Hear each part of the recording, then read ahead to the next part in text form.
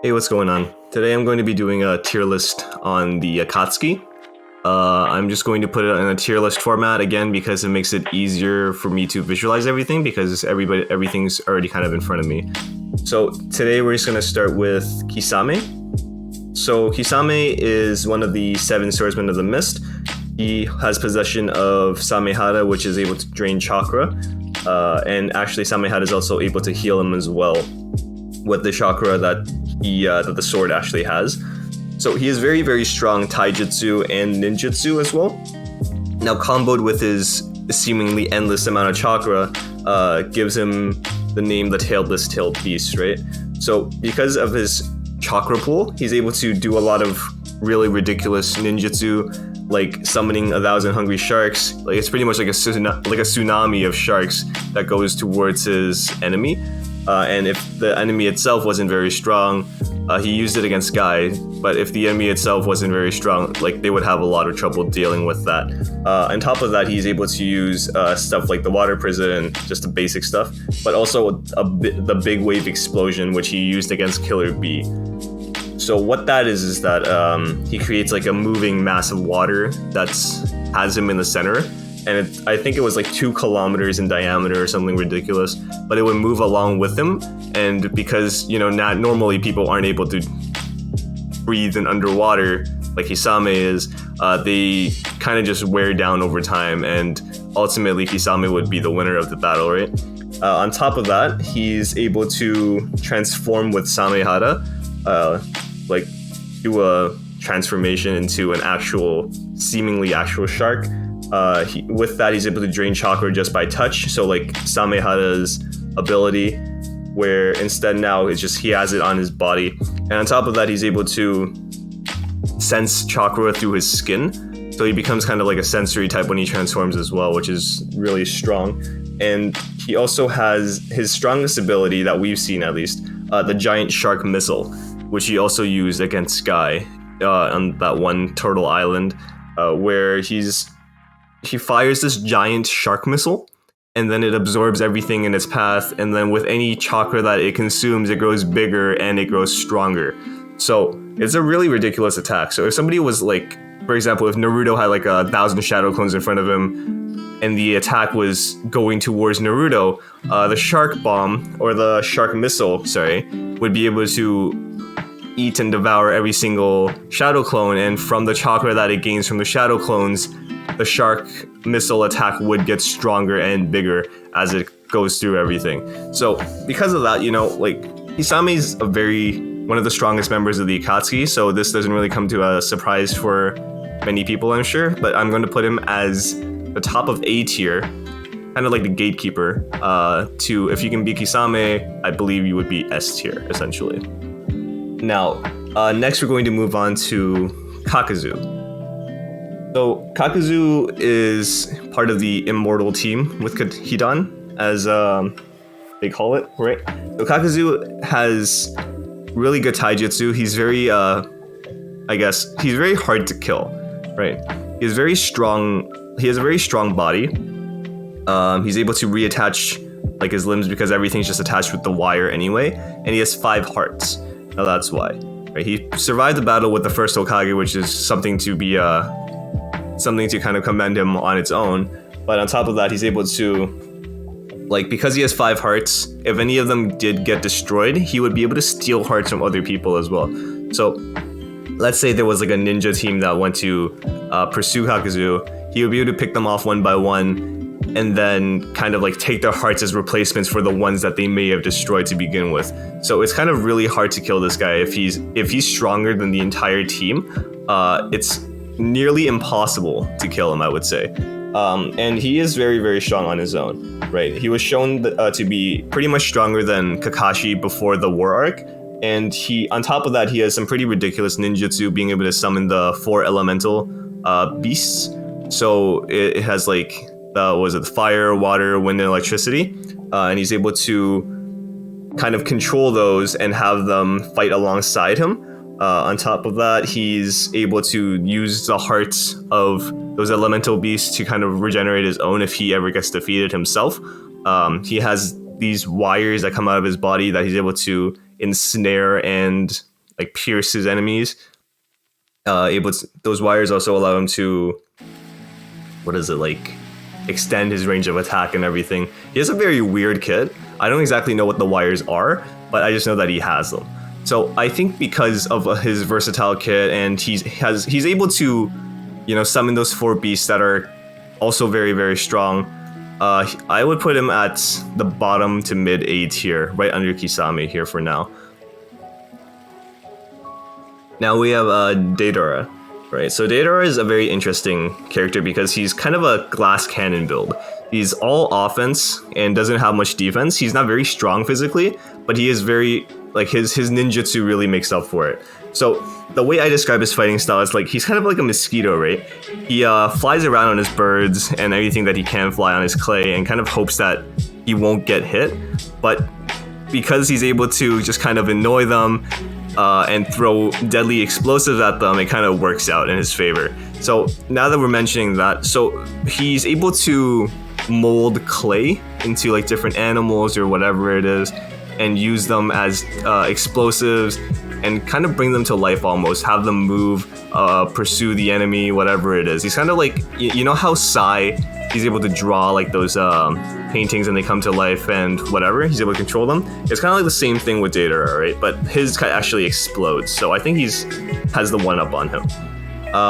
But besides that, he's able to create snakes, spiders, birds, owls, whatever. But the biggest things that he's notable for are his C3, C2, and C4 bombs. So I'll go through them in order. So the C3 bomb is the big bird bomb that he used against Gaara during the Sand Village when he attacked.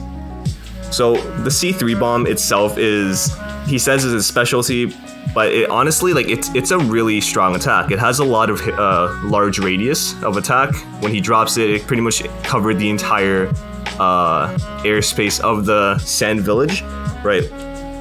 And if Gaara didn't really have the sand to protect the villagers, honestly, it would have done a lot of damage. Now, next to that, we have his C2 bomb, which is the one dragon that he's able to create. I don't know how he's able to mold that big of a dragon, but he does it. But the dragon itself is able to fly as well, and it's able to shoot explosive out of its mouth from the clay that the dragon itself possesses. So he's able to fly up into the air and kind of launch giant missiles into the ground or wherever the enemy may be, like he did against Sasuke during the fight with him in that one forest. Now, the dragon itself is also really deadly, but if he really needs to, he can also abandon it and kind of just, fly it into the enemy as well, almost like a kamikaze attack. But besides that, his C4 bomb is kind of the most OP one, if I had to say so.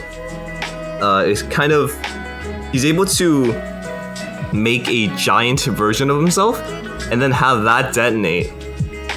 But the giant version of himself, I think, is just kind of a ruse, because the real explosives are molecular level, very small explosives that gets carried by the wind and the explosion of his giant that he creates. And it kind of, any living thing that breathes it in would carry it into their bloodstream, and then from there it would molecularly destroy every, cell in the body. And then it just it was seen in the manga and in the anime where birds, people, anything would kind of just get blown away into out of existence, which is really strong if you really think about it. Now, he used it against Sasuke, and the only reason why Sasuke actually managed to get away from that was because, he had the Sharingan and he was able to see a cloud of chakra coming at him. Now, if he didn't have the Sharingan and he only had the naked eye, it would be completely invisible. So that's really OP.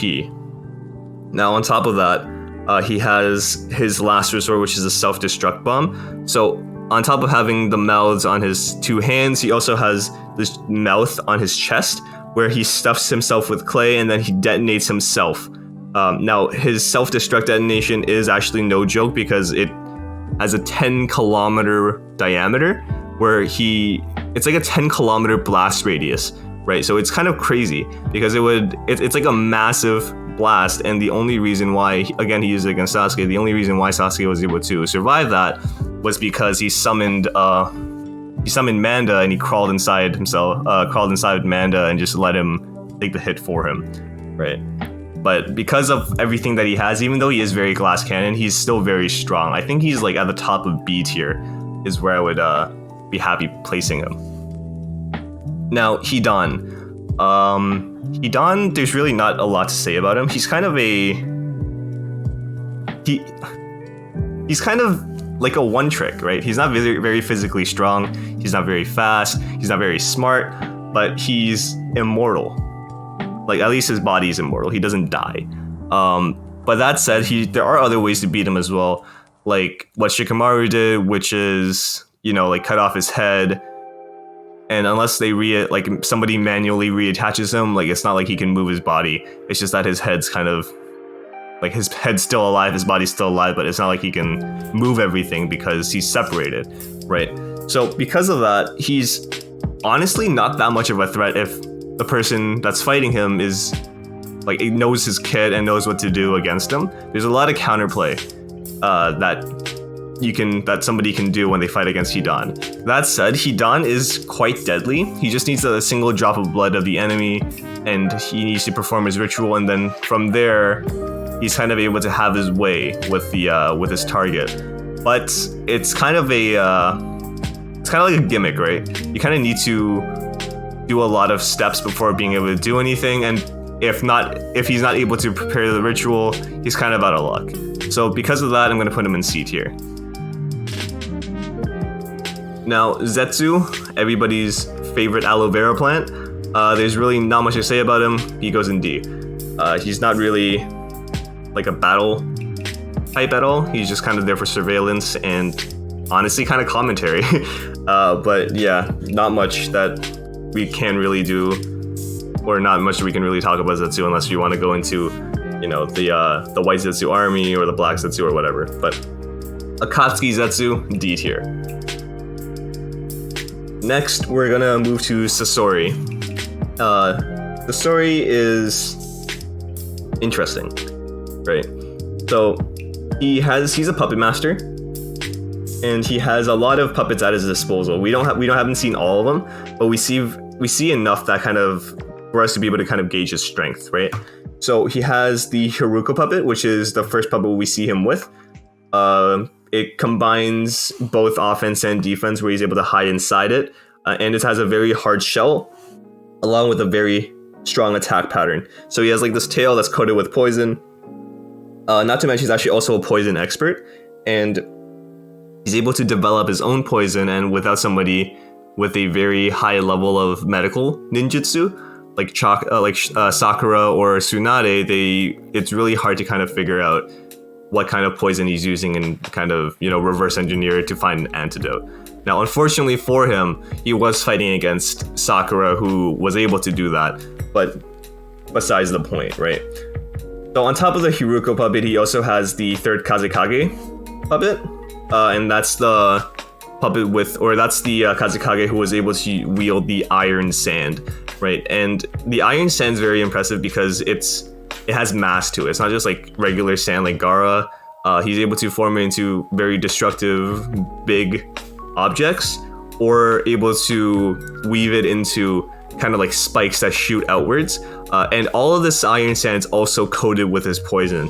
So even with a slight touch and it like breaks the skin, it would result in death because of the way that everything Sasori set up. Right, so because of that, his Kazekage puppet is probably his strongest one. And yeah, from there he's also, he also turned himself into a puppet, which is honestly, I think his other puppets are stronger than his own puppet, but like his body puppet, but it is what it is, right? So his self puppet, as I'm gonna call it from now on, has a couple of scrolls that he's able to use, like attached to his back. From there, we can from the anime, he was using like a water and a fire scroll, but in the manga, I think he only showed the fire scroll. But assuming that's what it does, he's able to do a couple of things. It is a very versatile kit, where he's able to blast fire and water out of his hands. The fire obviously is a little more devastating, but the water he can actually spin into a very channeled stream, like almost like a water cutter, and then it's able to cut through rock and probably people and everything. On top of that, he's also has like a bunch of blades and like this coil that he has in his abdomen. He's able to fire out. Everything is coated in poison once again, so just a cut or a nick or something would result in ultimately death, right? And actually, his poison also has a paralyzing effect as well, as we saw with Kankuro when he fought Kankuro. So Sasori, his preparation is actually very good. It's just that during that one fight that he had with Sakura and everything, she had a couple of antidotes, so that's kind of, really working against his favor there. But on top of that, because like one of the scrolls that he had was the 100 puppets, right? They said that a puppet master is kind of gauged on their strengths by how many puppets they can control. So Granny Chio was very, very good because she was considered to be able to control 10 puppets with like each of her fingers, right? One of her fingers for one puppet. But because Sasori was able to turn himself into a puppet, obviously he broke through the limitations and he has control over 100 puppets. And he even said himself that he destroyed an entire country with the 100 puppets. Granted, you can kind of assume that not every country is like a war country, like a warring country or whatever, but that's still a very impressive feat nonetheless. So because of everything that we need to take into consideration, I think Sasori is in A tier. I'm going to put him above Kakazu, and I'm going to kind of put him I'll put him behind Kisame, but I think him and Kisame are very comparable in strength.